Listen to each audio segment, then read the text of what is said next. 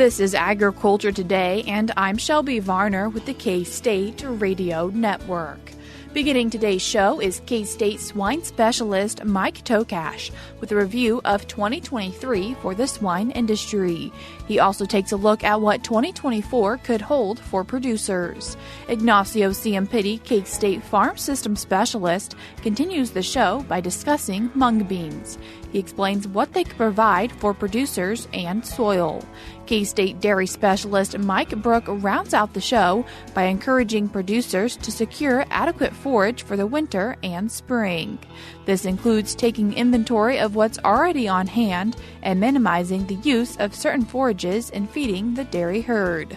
That and more is coming up ahead on Agriculture Today.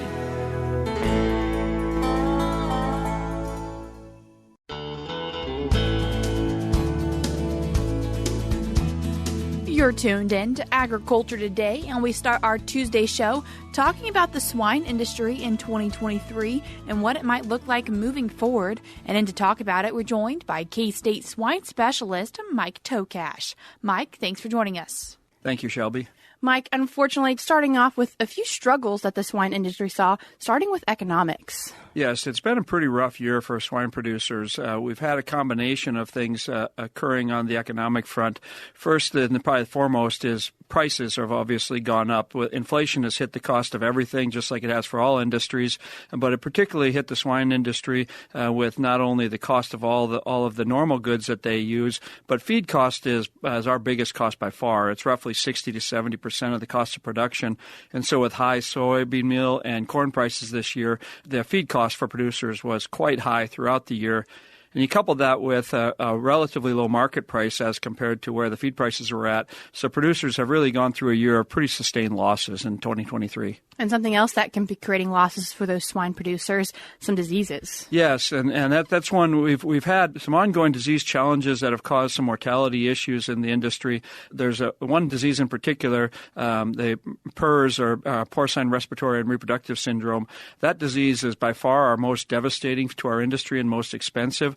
And certainly we haven't been left untouched here in Kansas. It's hit several of our producers' operations, which ends up reducing the number of pigs that they have to market and impacts their breeding herd. And so that is one that we're hoping that 2024 is going to bring a lot better year for us in terms of numbers and being hit by the PRRS as much as 2022 and 2023 were. And something, thankfully, we haven't been hit by here in the United States, African swine fever. Yes, well, obviously we're always vigilant about that, and our producers are taking steps with their biosecurity to try to prevent any introductions. And anybody that's traveling internationally, we really want to be careful on anything that comes back into the U.S. and downtime before we get around pigs. And it's been a devastating disease it keeps moving across the planet.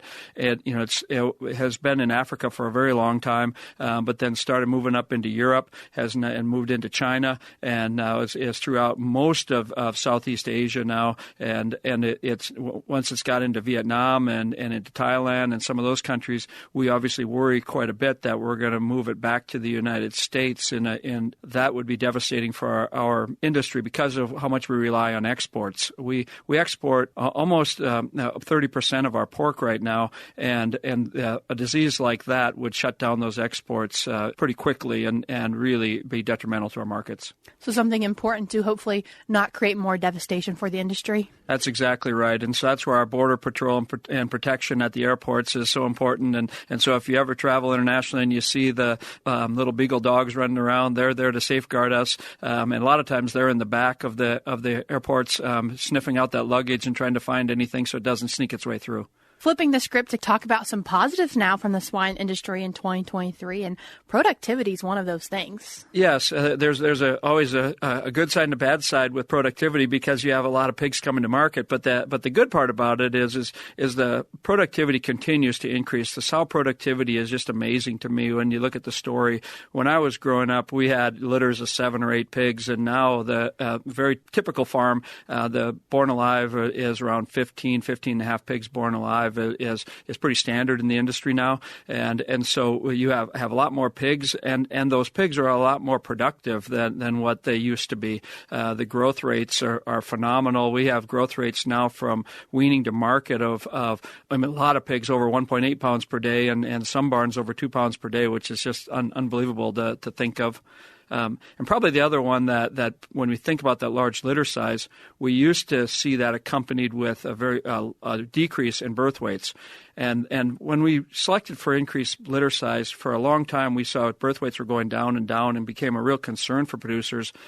But the genetic suppliers changed their selection pressure to start increasing birth weights, and it's been amazing because we had about a 10-year decrease in birth weights, and in 4 years they made up all of that time, and now we have over 4 pigs more in a litter than what we had when they started that selection process, and the pigs are heavier today than they were 10 years ago with a much smaller litter size. And so it's amazing what pigs are able to do when we get them under the right genetic selection. And is that genetic selection also playing to growth rate expansion? Yes, and certainly the growth rate is where on the finishing side, it's both the growth rate and feed efficiency. And the feed efficiency is really a nice story that it ties into. When I was a kid, some years ago now, we used to market pigs around 200 pounds, and the amount of feed that it took us to get there is about the same amount of feed as what it takes to finish a pig today. But we're finishing a pig 50% heavier at around 300 pounds today, and so we've got a 50% heavier pig going to market at about the exact same total amount of feed. So it shows you how much more efficient the pig is today than what it was 40 or 50 years ago. So what is some of that science that's maybe played into that? There's a lot of research that's gone into it. I talked about genetics, and that's certainly been an important piece. Nutrition has been a very important connection. We've learned so much on the nutrition. We used to formulate for a crude protein level for a diet for pigs, and then we moved to formulating for the limiting amino acids, and lysine was the first one. And now we're down to the 6th, 7th limiting amino acid in terms of our formulation, so we can very accurately meet the requirements of those pigs.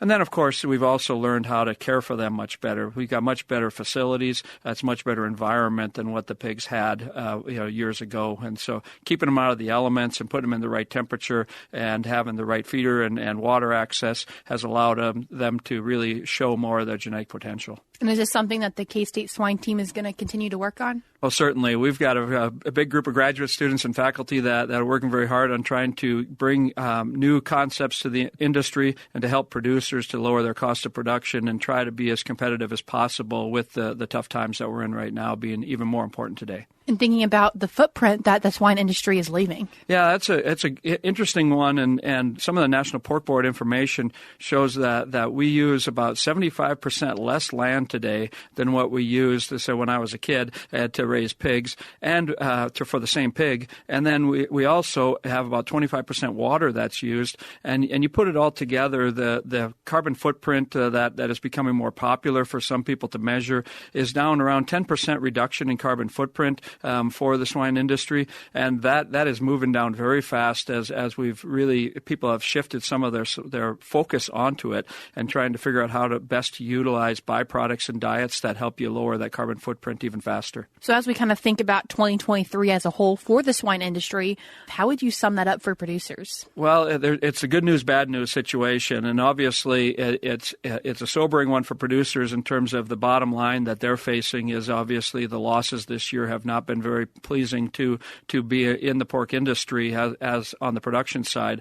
The good side of it is we always say within the pig industry is wherever you have a dark cloud, there's always a sunshine's coming around the corner, and it looks like in the futures we would expect that we would start return to profitability sometime in mid 2024, and we want producers to make sure they take advantage of pricing opportunities when those arise to make sure they protect themselves on a risk management basis. But then the productivity side has really been one of the strengths of the industry, and just how much more productive we are today than we were in the past, and I don't see that slowing down. And what maybe could producers do when it comes to consumers?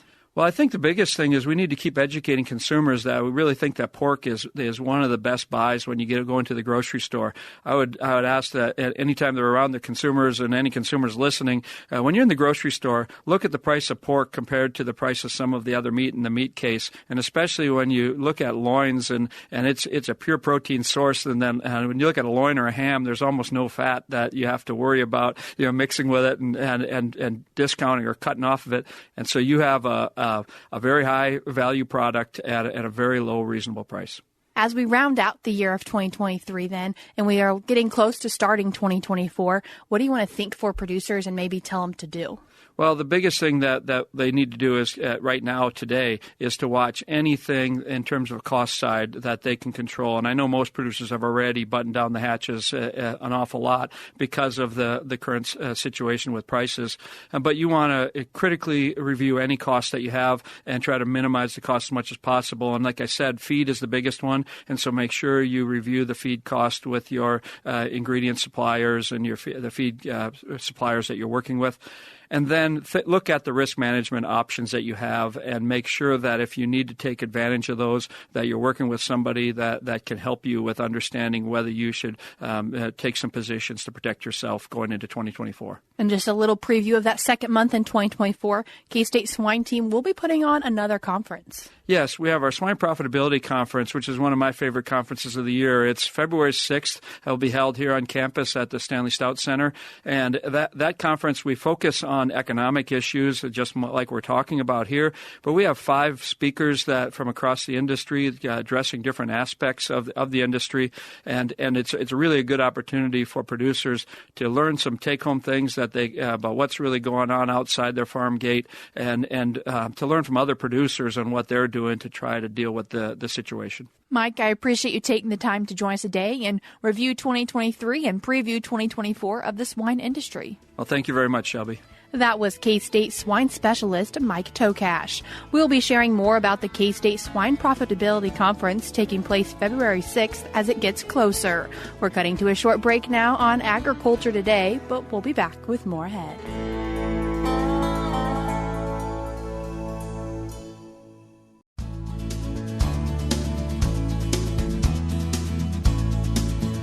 You're tuned in to Agriculture Today, and we continue our Tuesday show talking about Mungbeans. And then to discuss this topic, we're joined by K-State Farm System Specialist Ignacio Ciampitti. Ignacio, thanks for joining us today.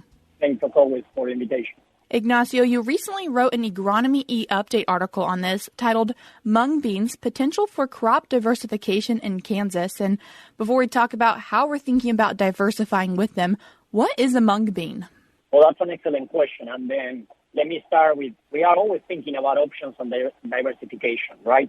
Our systems are, usually our crops are corn, soybeans, wheat, sorghum. So Kansas is already quite diverse in options for crops compared to other states. But in this case specifically, we're looking at options that are coming for kind of a more high tolerant in heat and drought. And that is one of the best options that we found so far in terms of really looking and focusing on mungbeans. And then when someone is asking, the same question that you were asking before, what is this crop, and thinking about the practices, they start saying that it's very similar to soybeans. So it's a one-season legume, similar to soybeans. Why we say similar to soybeans? Because we tend to plant a little bit later, and we will talk about in a minute. But when you think about the crop and the looks and everything connected to, for example, doesn't need any nitrogen because basically it works with a bacteria in the soil for fixing nitrogen. So, and why this crop is so important in terms of, if you look at around the world, we are seeing that it's one of the, not only an opportunity to diversify the crop, but also has a really high demand in the last decade, 2 decades, not only in the U.S., but globally, and mainly because it's a crop that is for human consumption, and it's high rich in protein. So if you think about mainly what are the markets, they are human consumption, food, and basically high-end, high protein, and usually basically consumed as a sprout or sometimes grain soups. And mostly when you think about traditionally what countries, usually I would say Asia is one of the largest markets for the crop. And this is what basically is also driving the demand. So we start seeing that there are multiple opportunities in terms of commercialization and getting some revenue and value for farmers. And we start growing the crop. And then this is why we start thinking about, well, for Kansas, having an option that is very short, that it could be planted after wheat harvest or canola harvest. And then this crop has very, very short growing season. And as I mentioned before, adding again, is a very high tolerance to drought and heat. And those two things are what makes the crops, and this crop specifically, really attractive to Kansas. Ignacio, you mentioned a short growing season, and so how short is that growing season? Well, depending on your planting date, we are talking sometimes, one of the things that I will discuss later on the research, we're testing different planting options, but thinking about planting this crop after wheat harvest or canola harvest around mid-June, late June, this crop could be only 80 to 90 days. Very, very short. So it's going to go maybe July, August, and end on September. And wanting to kind of touch back then on not only what they can provide to potential consumers, but what they can provide to the soil.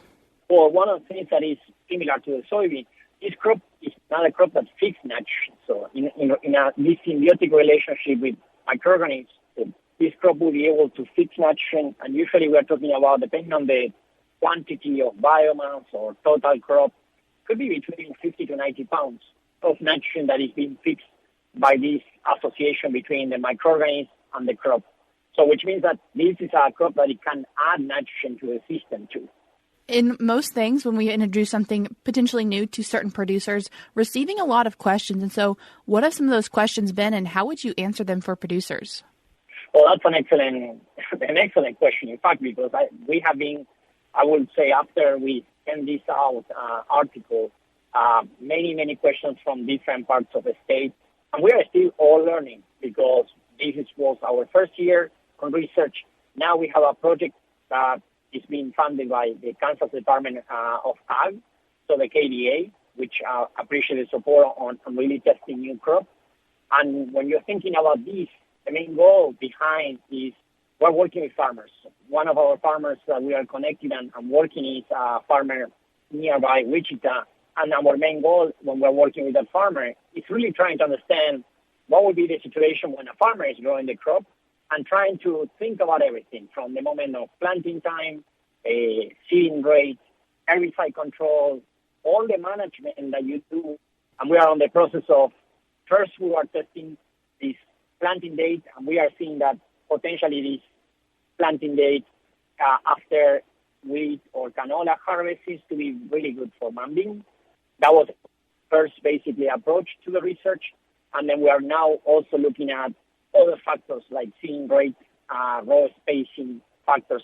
So when you're thinking about everything, the entire system, some questions is what about economic value? So we're also looking at economic value, and in bushels here, we're selling pounds, and it's very competitive on that. And then other questions that they have is about basically storage or commercialization. We're working with a few companies that are helping us to work with this farmer, and this is one of the first farmers that basically is trying to test and work with the crop here in Kansas.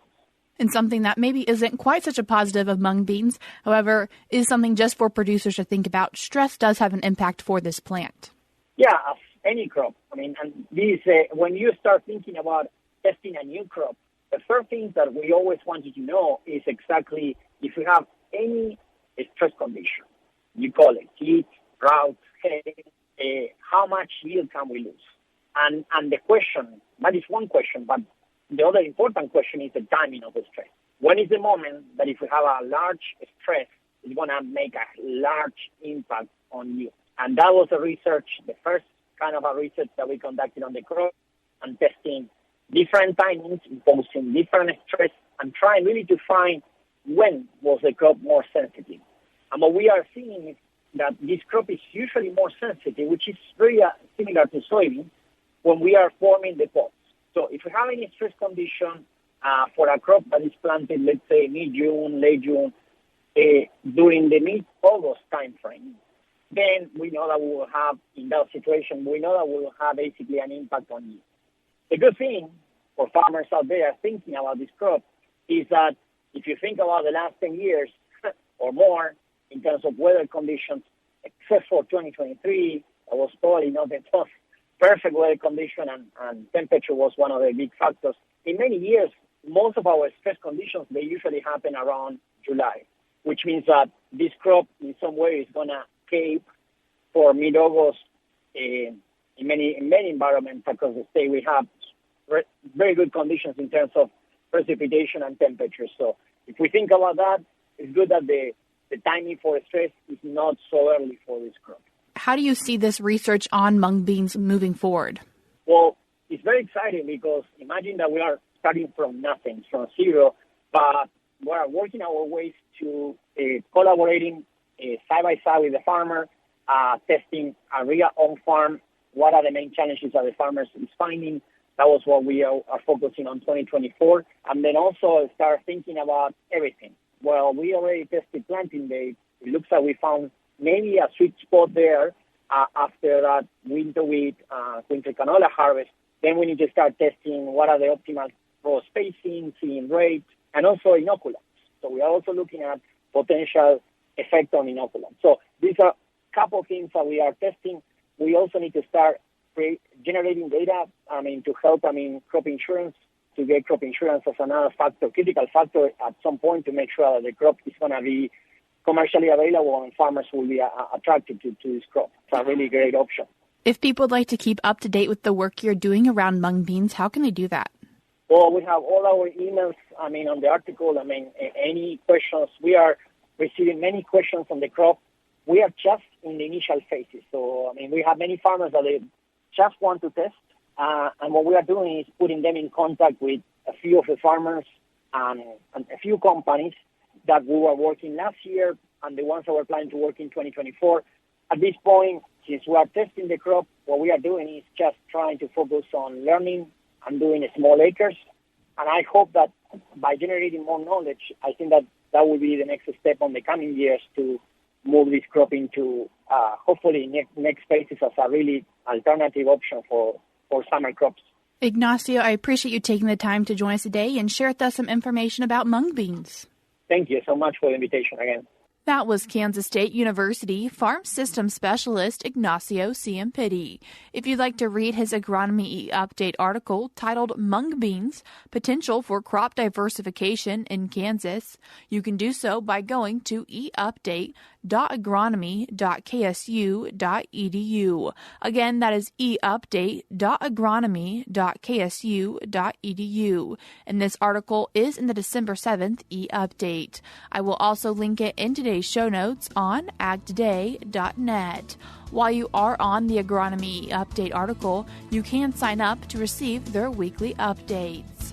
We're now cutting to a short break on Agriculture Today, but when we come back, we'll be joined by Mike Brouk for this week's Milk Lines.